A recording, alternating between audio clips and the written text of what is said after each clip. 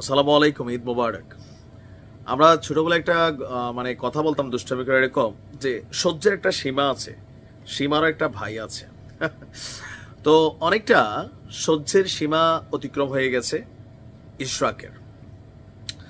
আদালত থেকে রায় পাওয়ার পরেও দীর্ঘদিন যাবৎ আন্দোলন, দক্ষিণ সিটি কর্পোরেশনের সামনে প্রায় 22 থেকে 25 দিন যাবৎ সমর্থকদের ব্যাপক অবস্থান এবং কার্যত স্থবির হয়ে গিয়েছিল এই সেকশনটার সকল কার্যক্রম।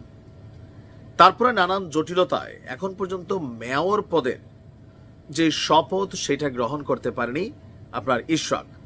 তবে ইশরাক মনে করছে যে তিনি বৈধ মেয়র, আর আজকে তিনি যেই ঘটনা ঘটিয়েছেন শপথ ছাড়াই মেয়রগিরি তিনি করেছেন, আর তিনি নিজেও বলছেন যে সবার কাছে ভিলেন হয়ে গেছে। কারণ এটা নিয়ে তুমুল সমালোচনা, বিতর্ক, আবার কেউ কেউ বলছেন যে ভাই এটা তো ওর অধিকার, আইনি অধিকার, এটা নিয়ে সরকার লাড়াচাড়া করতেছে, সো অধিকার কেউ দেয় না, অধিকার আদায় করে নিতে হয়। অনেকটা তেমনই করেছেন ইশরাক। নগর ভবনে কোনো উপদেষ্টা বা প্রশাসক বসতে পারবেন না জানিয়ে বিএনপি নেতা ইশরাক বলছেন এখনো কিন্তু আমরা তাকে মেয়র বলার সুযোগ নেই, কারণ তিনি শপথ নেননি। তো তিনি বলছেন যে প্রয়োজনে বিগত কাউন্সিলর এবং শিক্ষা প্রতিষ্ঠান প্রধানদের নিয়ে বিপ্লবী নগর কাউন্সিল করে ঢাকা দক্ষিণ সিটি কর্পোরেশনের কার্যক্রম পরিচালনা করা হবে।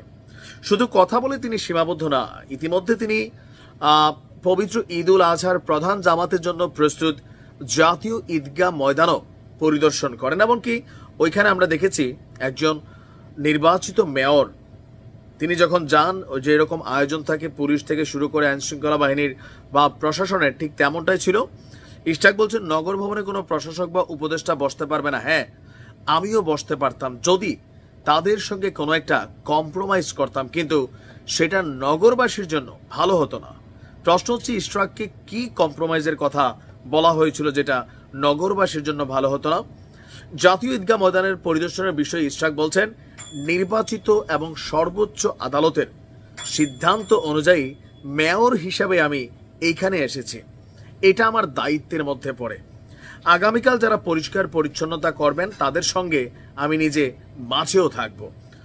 অন্তর্বর্তী সরকারের উপদেষ্টা পরিষদ নিয়েও তিনি বলছেন যে তারা তাদের নিরপেক্ষতা হারিয়েছে।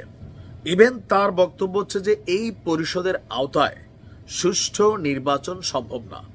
উপদেষ্টাদের যদি রাজনীতি করার ইচ্ছা থাকে তাহলে পদত্যাগ করে রাজনীতি করার অনুরোধও জানিয়েছেন। এরপর তিনি সেই ঈদগাহ নজরদারি করেছেন সেখানের আয়োজনের কোনো ঘাটতি আছে কিনা, এবং ঢাকা দক্ষিণ সিটি কর্পোরেশনের আওতাধীন এরিয়াগুলোকে কালকে যেহেতু পবিত্র কুরবানি হবে, তো ময়লা আবর্জনা বর্জ্য ব্যবস্থাপনা এগুলোর ব্যাপারেও তিনি যে নির্দেশনা একজন মেয়র হিসেবে দেওয়ার দরকার দিয়েছেন। এখন মেয়র ইশরাকের এই অবস্থানকে ঘিরে নানান আলোচনা সমালোচনা ফেসবুকে চলছে। বিএনপির নেতাকর্মীরা মনে করছেন এখানে ইশরাক কোনো ভুল করেন নাই, কারণ আদালতের পক্ষ থেকে রায় আছে। শপথ পড়ানোর বিষয়টা যেহেতু এখন স্থানীয় সরকার বিভাগ উপদেষ্টা আসিফের কাছে পৌঁছে গেছে এই বলটা, সুতরাং এখানে পরিকল্পনা করে বা ষড়যন্ত্র করে তাকে তার পদের যে বৈধতা সেটা দেওয়া হচ্ছে না। তার মানে এই না যে বৈধতার জন্য সরকারের কাছে হাত পাইতে বসে থাকবে, কারণ ইশরাকই।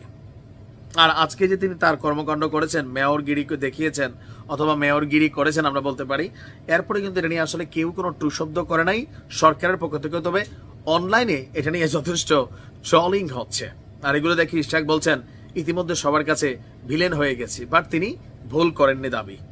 ভালো থাকো।